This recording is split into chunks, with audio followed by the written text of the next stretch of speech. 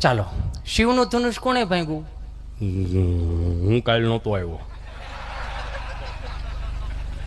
તને નથી ખબર? નહીં, હું આવ્યો જ નહોતો. 2 દિવસ થયા તો હું અમથો નથી આવતો. સારું, બે જા, તું ઊભો થા. શિવનું ધનુષ કોણે ભાંગ્યું? મારાથી બોર્ડમાં લખવાનો શોખ નથી ભાંગતો. હાલ તું બે હાલ ઊભો થા. ત્યાં વર્ગ શિક્ષકને લીધા કે તમારા છોકરાઓને ખબર નથી શિવનું ધનુષ કોણે ભાંગ્યું, શું શિક્ષણમાં ભણાવો છો તમે?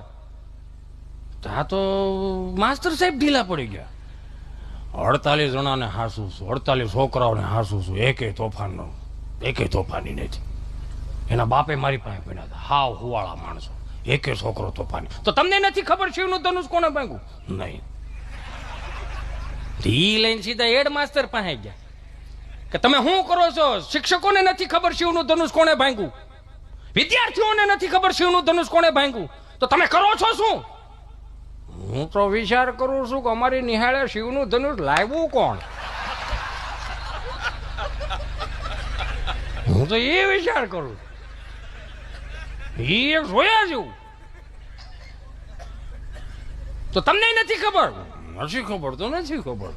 તો સરપંચ પાસે ગયા. સરપંચને કીધું 15મી ઓગસ્ટ અને 26મી જાન્યુઆરી ખાલી ધ્વજારોહણ માટે જાઓ છો. ચાલો.